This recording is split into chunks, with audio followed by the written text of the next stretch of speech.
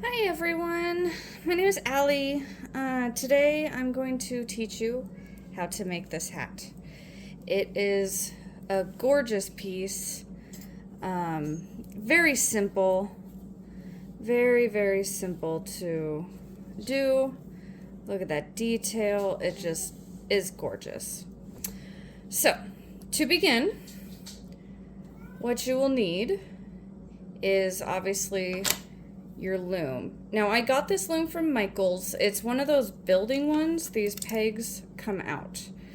So this is their largest one. It came in a pack of 3. You have this size, a smaller size, and a smaller size.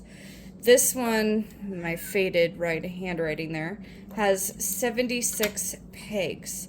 Now I find that the spacing that's closer together works with these smaller gauge, smaller weight yarns. So that's mainly what I use it for. And you can definitely use this loom for the ear warmer headbands, the smaller ones for like wrist cuffs and socks. This one is good for hats. I'm sure you can make a cowl scarf. Anything that your mind can kind of come up with and create, you can use this loom for. Now this is I'm not using black, but in place of the black, I'm going to use white. And this is the brand that I use. I use Mainstays acrylic, and as you can see, it is number 4 there. And I found this gorgeous color. I don't know if you can see the color, but it has like maroons and mauves and blues and greens. It's just a beautiful kind of silky, metallic-y looking yarn. From Loops and Threads. I got this one at Michael's. Mainstays is at Walmart. But this is also a number 4, but I use 2 of them. Because believe it or not, this is the same brand, just a different color scheme. It's kind of more peacock, so it has purples and blues and greens. This one is a little more colorful, but same brand. Loops and Threads, Michael's number 4. I use 2 of these and only 1 strand of the white, 2 of the colored. You obviously will also need your knitting needle. I keep everything in a Ziploc baggie here. You will need your hook and how many ever stitch markers. I have 2 different kinds and so many different colors. So with this pattern, I did 1 row of black, 2, 3, 4, 5 rows of colored, and then another row of black, 5 more rows. However, this is the back side, kind of where I start. You can tell that they're kind of skewed, and these 2 only have 4 instead of 5. But this is where my starting was, and then obviously you can see I have some laddering effect on the brim, so you can definitely, this white one, I'll teach you how to not get that effect. But you get that effect when you have your starting peg, you go all the way around, and then you knit all the way around. And then you go all the way around with your working thread, and then you knit again. A way to combat that and stop this laddering effect, or the separation effect happen, is do a section, knit it, do a section, knit it, do a section, knit it, all the way around, and just continuously going around. Don't stop. It helps your tension and it stops that laddering effect from happening. So we shall begin the brim. Now, this is a very simple pattern. There's no fancy stitches at all with this. I promise you it is a lot easier than you think.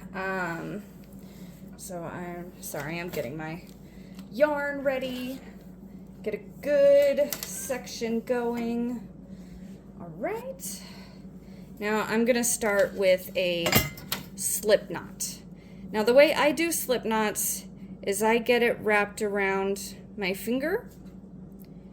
I get a nice little tail going. I wrap it around my 2 fingers here, okay? And then I take the end of the yarn, put it between my 2 fingers. Okay, so I'm gonna go slow. Here's my tail.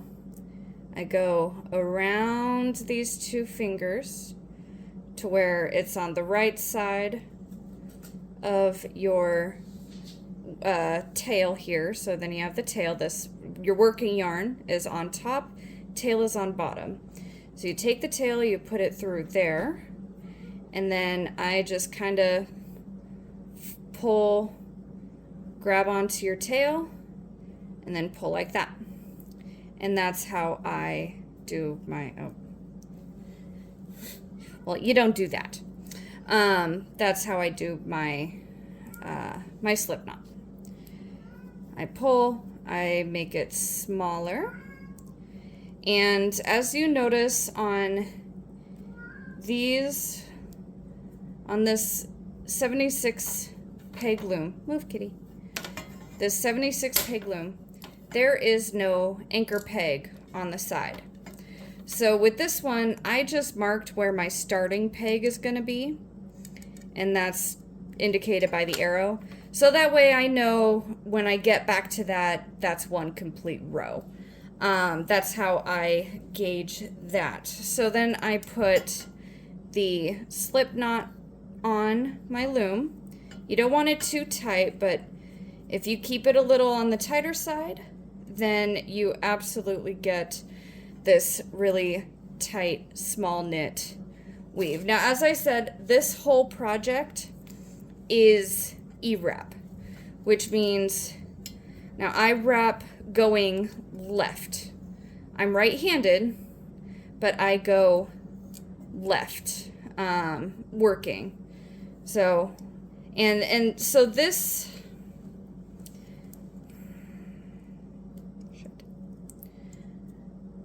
I'm gonna start actually on the back peg. The peg behind my starting peg, and you'll see why in a minute. So I saw this on another video, and I really like the way I do this cast on. This is my first time making a video, so please be nice. I come in twice. Okay, you see that?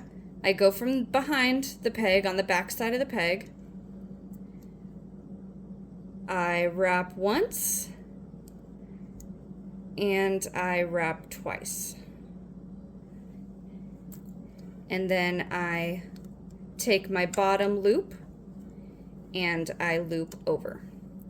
So there's other ways you can go all the way around with your first row and then go all the way around with your second and then pull up the bottom. And that's also, this gives the same effect as that cast on. Do twice. I like to hold it with my left hand. See how I'm doing that?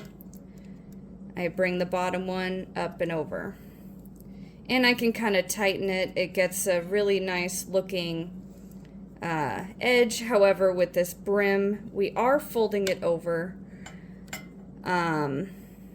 So it doesn't really matter what the edge looks like, but this is just another way to cast on, and I tend to really like that. Now with this hat, it definitely is a marathon.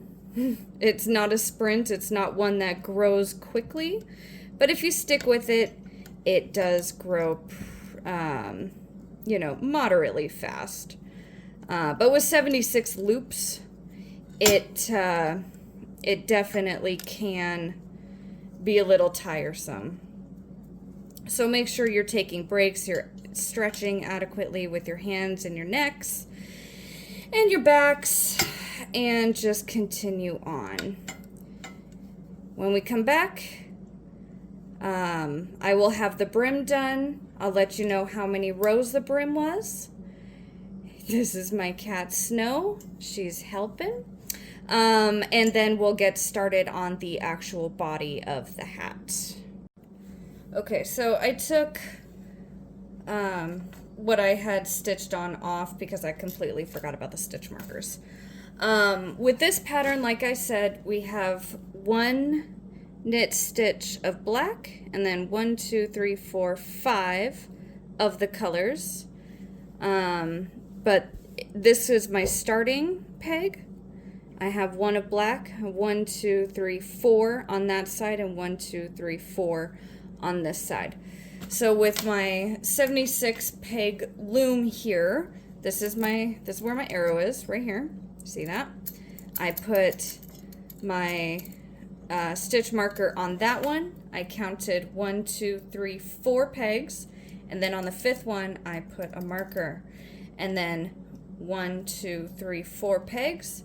On the 5th one I put my marker, and then from these two out, it's 1, 2, 3, 4, 5 pegs, and then on the 6th one I put markers, and that actually ends up being pretty even all the way around. If you wanted to do 5 starting, that means your ending spot will only have 3. So that can kind of look a little awkward. Obviously, it's a design choice. I went with 4 on either side just to make it somewhat even with the rest. And now we will begin. We will start. I put my slip knot on the peg behind my starting loom, or my starting peg. And you'll see why once we go all the way around. So you'll end on this one with 1, and then you'll have your full cast on, and then you're ready to start your brim. So I'll show you one more time with that double knit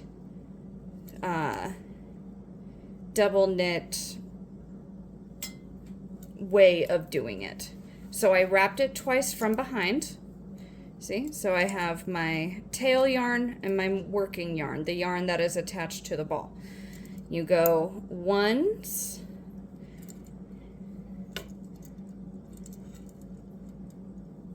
I'm figuring it out here, and then once, and then you wrap again. Oh, sometimes that happens. Once, and then you wrap again twice. I also like having my left hand free to just kind of hold those loops, or hold the working yarn so I can loop it over. So then you take the bottom one, so you have the top one and the bottom one. Take the bottom one and go over. And then see how it's kind of loose on the back? See that? You can just kind of pull that a little snug. You don't want it too tight, but tight enough. So wrap once, bring it down, wrap another time, hold the working yarn, and loop the bottom back up, and then tighten it up a little, snug it up a little bit. And again, 1, 2, hold, bring the bottom one up and over, bink. See how that's loose back there? You just kind of tighten that up a little bit.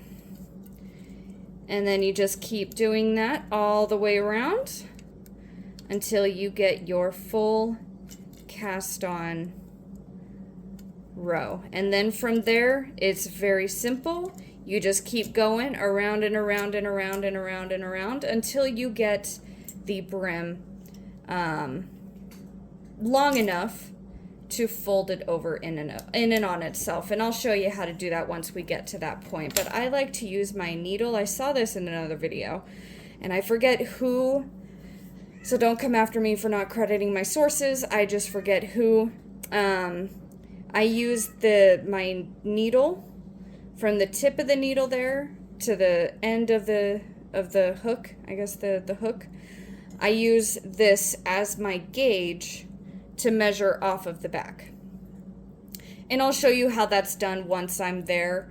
But as you can see, if we start from the inside, line that up there, go all the way around with it, and then it ends right about where that needle is.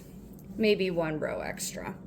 But it really kind of depends on what your style, your choice is. You can have a smaller brim, like a skinnier brim, or you can have a fatter brim. It's really up to you, and that's what's great about these loom knitting projects, is that it's really up to you. Get creative, do whatever you want with it.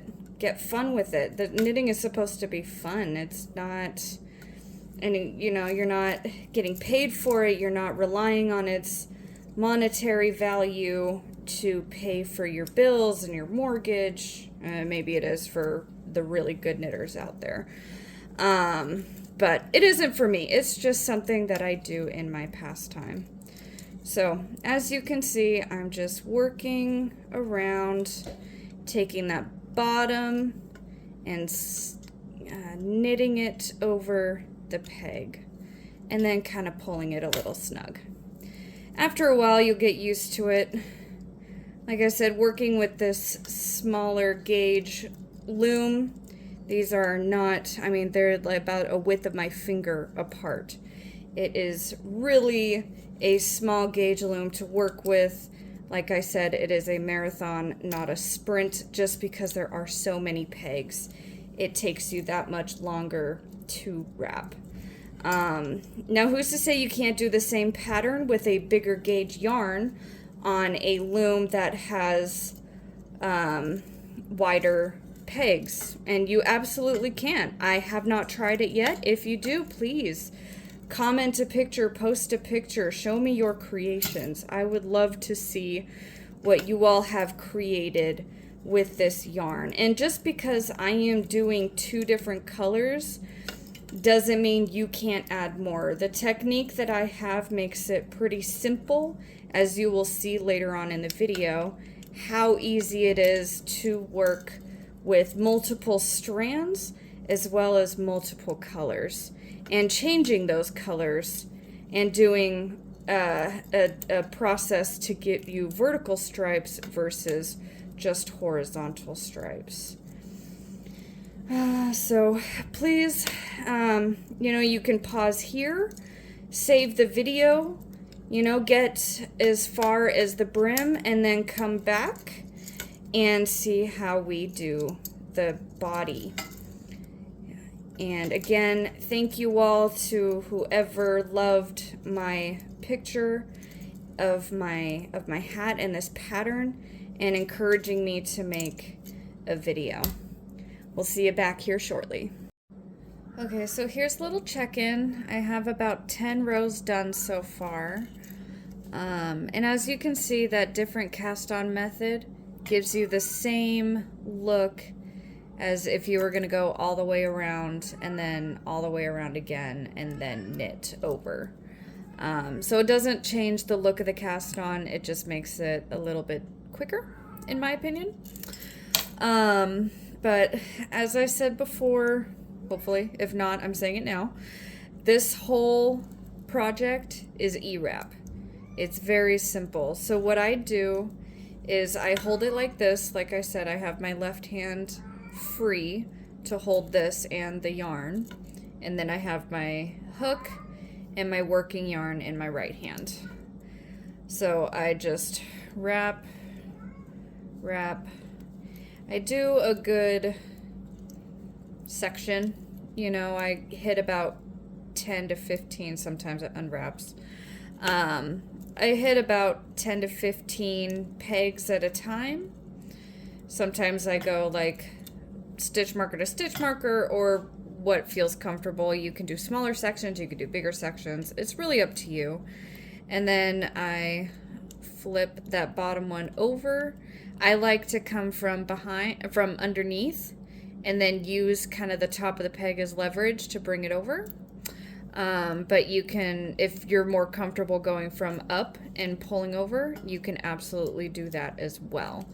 Like I said, there's many ways to skin a cat. There's many ways to knit on a loom. And then once I get that last one locked, I can let go of that working yarn. It's not going to go anywhere. And then I bring what I just did down about a third of the way. If you go down too far, it might overstretch your loops and you'll get a looser knit on it. I like to go down about that way so I can still scoop up without catching the top loop that's up there. But this is where I left off. I just continue on, and yeah, we'll check back in once I am done with the brim. I'll show you the next few steps. Alrighty everyone, we have our brim done now. As you can see, it has curled up quite significantly. Don't mean that you're doing something wrong. It's just the way that this pattern is, as well as how small these stitches are. But look how beautiful and even all of those turned out. So now we're going to flip it over. Now I have about 30 rows here, and like I said, I like to use my hook, to measure from about there going down the same row. You can tell it is about to the edge, maybe a little bit further. Now this is a personal choice. You can go bigger, you can go smaller. It'll just depend on how big you want your brim. But this measures about 5.5 inches or so. I don't know. I've never actually measured how long this tool is. But that's about how long I make my brim with this specific hat. So when we uncurl it, now you don't have to start technically where your starting point is, where that arrow is, or however you mark it. You can really kind of start anywhere. It doesn't technically matter. And since we already have this tied off, you can either shorten this or keep it as is and just kind of wrap it inside. It'll hide very easily once you fold it over. That's typically what I do. So if you look, let's see if we can zoom in here. Here we go. If you look at the end of your stitches, you can kind of see how it goes on the, you have it flipped, not this way, to where you're looking at it from the front and the inside is the back. We are on the reverse side. So this is the inside of your hat. And you can tell you have your outside stitches here on all the rows, or on all of the stitches. That outside yarn is what we are aiming for. So you follow the stitch back, and then you go to the one immediately to the left. So follow it forward. We're working on this peg right here. I'm going to zoom out now so you can kind of see what that looks like. Okay, so we have our outside stitch following our column of stitches back up to its peg, and then you just kind of work it over just like that. Now I usually use my tool. Let me see if I can zoom back in again. Once you got the first one started, it's pretty easy to follow where the other ones are. And I just follow that inside stitch, grab it with my hook, hold the other side with my finger, and pop it on over. And we do that all the way around. And once you get all the way around, you have your 2 stitches. You then just bring that bottom one and work it up and over into a normal knit stitch, and you have knitted your fold over brim right up into your project. So when we come back, I will show you the brim will be folded over, and we will start on the body portion of the hat. All right, we have my kitty here as a helper. As you can see, the brim is all folded over. We have our working yarn on the outside, and everything is nice and folded over. You kind of have to work around the knot from your starting, from where you tied on with that slip knot, but it's not super difficult. I ended up working backwards up to where that was to be able to find the stitch that I needed to get onto the peg. Now, the fun part, go around in circles again. Now, as you can see, this one pulls over because it is the new loop from the working stitch. So you just kind of pull it down and then tighten that baby back up, and then you're good to go. So then you just work over the rest of your pegs. And some of them will be a little tight. Again, that's why I really like to use this method of pulling them over, because I can kind of use that top of the peg as leverage and pop it right on over, just like that. But like I said, if you are more comfortable going from over top and pulling over like that, then you do you, babe. It is all good. So I'm going to work through all of this, and we will come back and I will show you what to do next. Alrighty, we got everything folded over, and I pushed my yarn down the peg about almost halfway. It's a little less than halfway. From here, we are going to take our yarn and bring it back to the inside so we can work with it. Now, as you can tell, when working in the sections, if you do a section at a time, you eliminate, see where my arrow is? You eliminate that laddering effect that we have on the other one right here. So you can see that big gap right there. That's what's called laddering. And that effect happens when you do the whole loom, and then you hold your yarn, and then you go loop over with every knit. And then you go around again doing your E-wrap, and then you loop over. You lose tension right here every time you stop. So if you're trying to go for that effect, then absolutely go for it.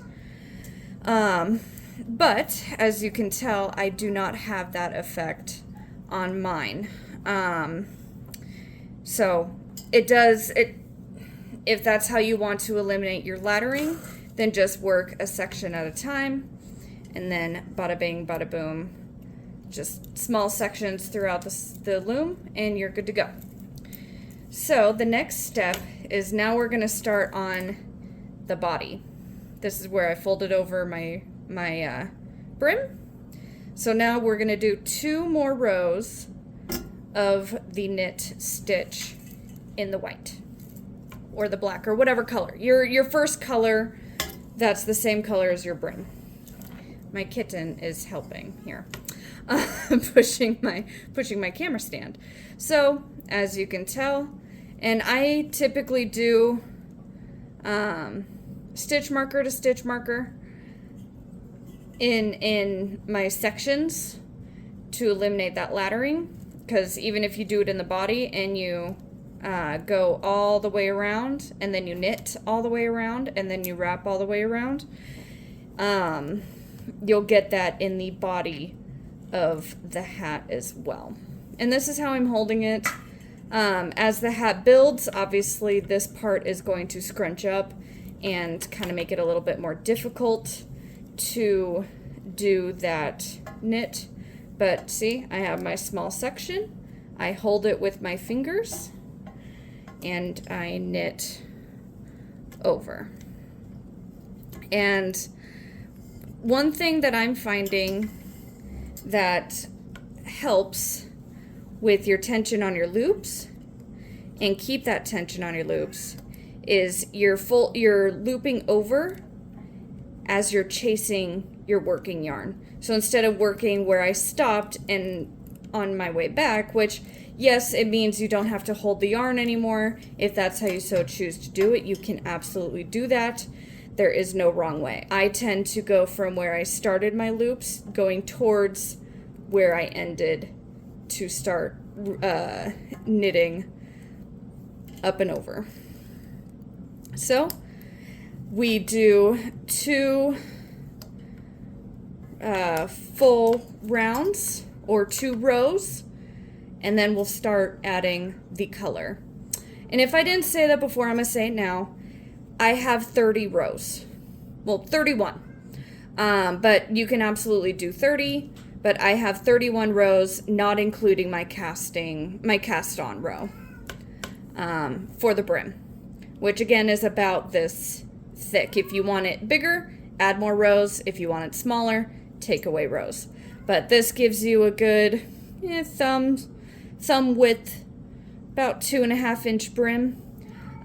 Perfect to go over the ears and keep the ears extra cozy warm, and the rest of your hat will follow. But yep, I will come back when I get my 2 rows done, and I will show you my trick to adding color without weaving anything in. So stay tuned. Alrighty, if you're still with me this far, now we're gonna get into the lovely pattern. So since I have such a different wide color range on my skein here, and I have 2 of the same, one is this beautiful teal blue, is where this one is starting. Now the second one, because we have 2 separate ones, let's see, 2 separate ones. Now the second one also started with this blue, but I'm kind of looking for that marble effect, so I'm doing a sacrificial lamb essentially until I get to a completely different color. And trust me, this makes it look, because we're using 2, this makes it give that beautiful like marbled look effect with it. So make the sacrificial lamb cut, and you can either save this, toss it, give it to your kitties to play with, whatever the case may be.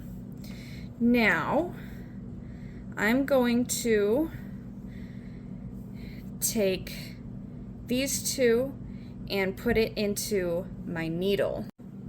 So I have my needle, and I'm working on a different project where I tried this as adding some colors to my yarn, and it actually hides it really well. So I pull it through about that much. You don't need a whole lot, just enough to hold on to and pull. So if this is where our starting loop is, we're gonna go 1 back, and we're just going to loop that through just like that, and then take it off your needle. Now, as you can tell, I'm gonna try and zoom in here for you. As you can see, it's now on the outside. I'm just going to cleverly bring that on the inside. See how that brought that on the inside? Sorry, I am not good at this. Now it's kind of on the inside of that loop. And then we just tie it off there with a normal knot or 2, depending on how tight you feel like you need to get it. So I'm going to zoom back out and do that real quickly.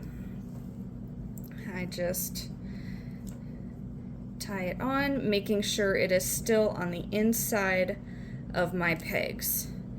And I personally like to double it up. So, bada bing, bada boom. And then you trim it down about that much. Doesn't need to be a whole lot. And now we have 3 yarns. You have your working yarn of your white, and then your 2 from your other skeins. Now, I don't know if you can tell in this one, it's kind of, here's the start of the black, here's the end of the black. It kind of bumps up on the one. So I'm gonna try something new. I don't know if it's gonna work, but we're gonna try it. We are going to step up on our starting white. You see where it's black here, but obviously I'm working with white. We're going to add 1 loop here before we begin our next row. Now I'm trying this. I'm not sure if it's gonna work, but we're gonna give it a shot. So I take my white and I bring this loop down, my working loop on my starting peg. Do 1, keep these kind of out of the way, and we loop over. And then that just kind of hangs out there. I have my single yarn on the underside of my color 2, my color number 2, whether it is a gradient yarn like this or a solid color, whatever it is, I'm having my color 1 be on the bottom. Don't know why, that's just my preference. So then we start working in between our stitch markers now. I have my starting one where I added that white. Now I started on the next one over, and I go until the peg right before the stitch marker. And you knit over, and then I keep the white underneath my 2 colors. I bring that over, and I add it onto, I do a loop onto my peg that has my stitch marker, and I loop over. Bring it underneath, get my 2 top ones, and I do the next set. Bada bing, bada bing, bada bing. I hold it with my back 2, and I loop over. And then I bring my white one, boom, right where my stitch marker is, bring it over. So where your stitch markers are going to be will give you your vertical stripes. And then, so I have 6, you can kind of count, 1, 2,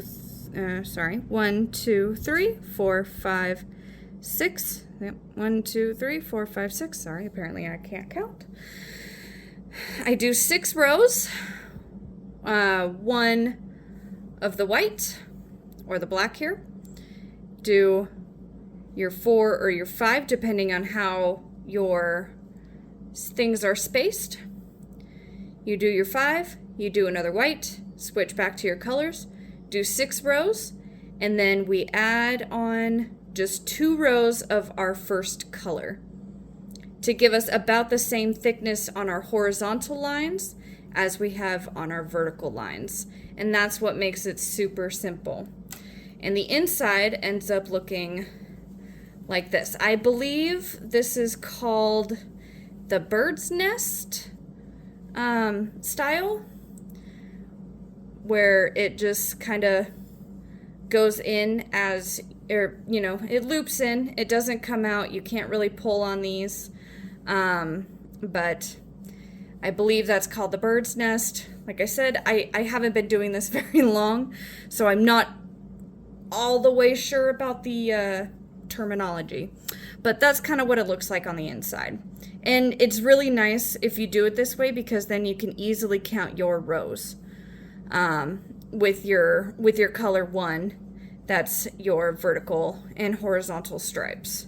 So as you can see, I have 1, 2, 3, 4, 5, 6. And then you get to 2 rows of your vertical rows of your color 1. And that's kind of how it looks like on the inside.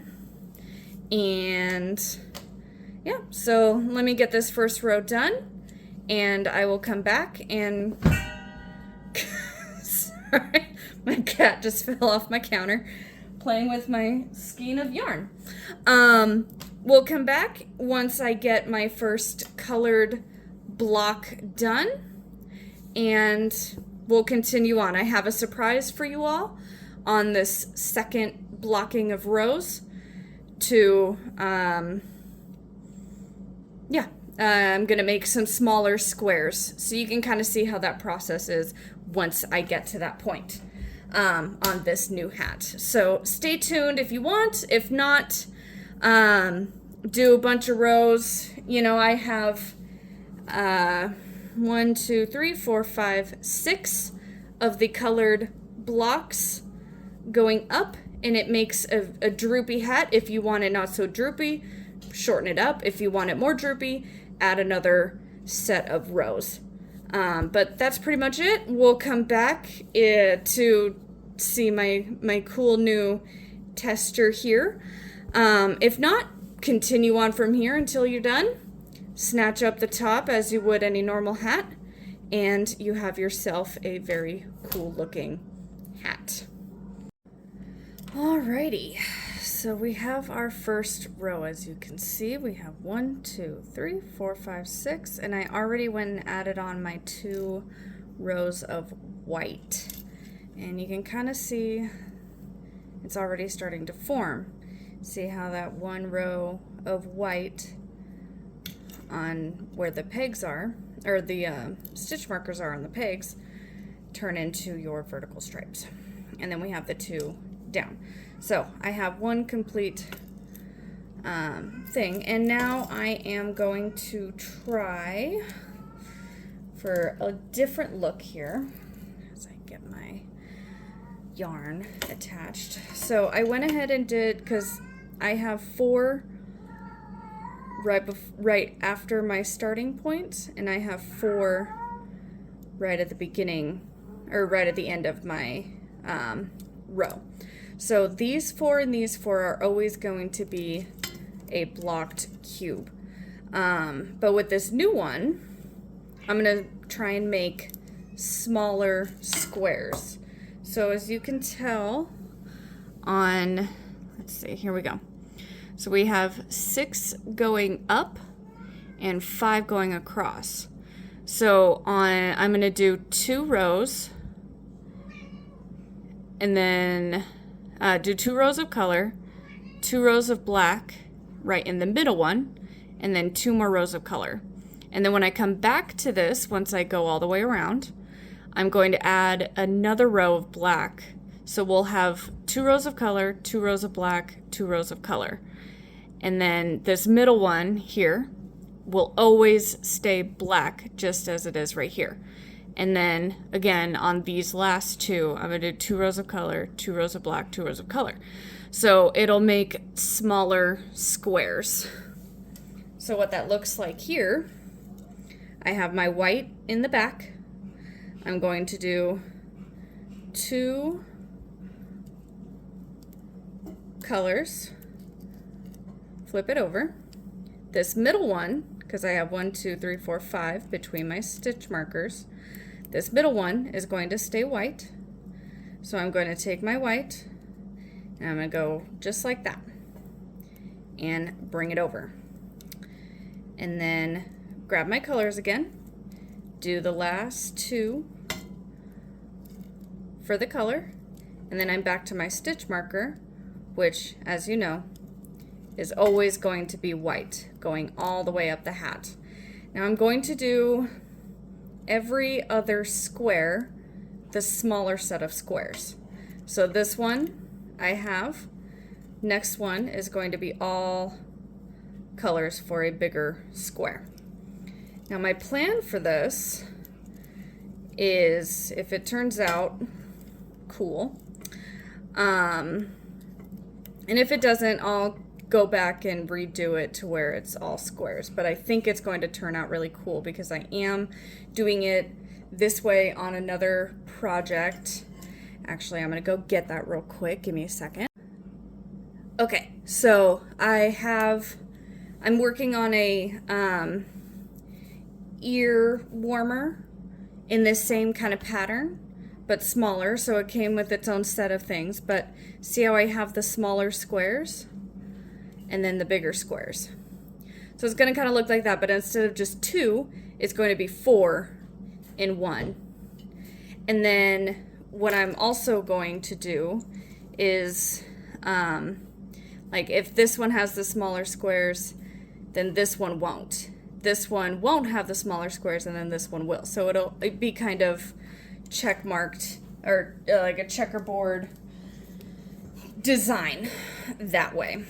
And if your yarn twists like this, that's totally okay. That's totally fine, because it helps with that marbled look on the outside once the hat is all done. So don't worry about the yarns getting twisted or anything like that. So I have all of them, all the colors here. We're gonna repeat that one. So we got 2 colors, then we got a white, and then we got 2 more colors. So let me get through the next 2 rows, and then we'll come back and I'll kind of show you how to do another vertical or another horizontal row of the white as we move forward. Okay. So I have 2 rows done, as you can kind of tell. So now where we have our 2 colors, then our single color, and then our 2 colors, we're going to take our color 1, which is our white, and go all the way through between these 2 on the spots that we have these. So we're going to take our color, as I've said before, the 4 that are right after my starting peg and right before my starting peg are always going to be the blocked full block of color, of your color 2. Like I said, I don't care about the mixing of the colors, only because it creates more of that marbled effect. So now we're going to take our white and we're going to go all the way through to our next marked peg.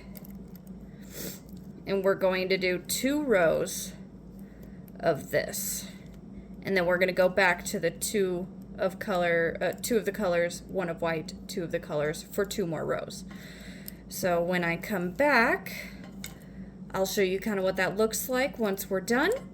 And you can kind of see more of the pattern. And then you continue on. Alrighty everybody, as we can see, we finished the hat. I did these smaller squares just on the middle 4. I did the top row just like this row here.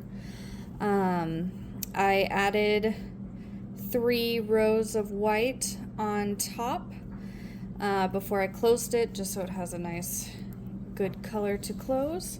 But that is the final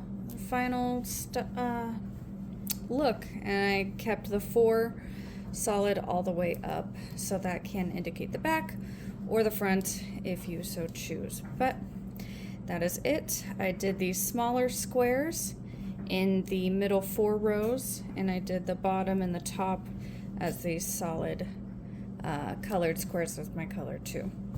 I hope you enjoy this, and I hope you create a lot of beautiful things based off my pattern. Thank you.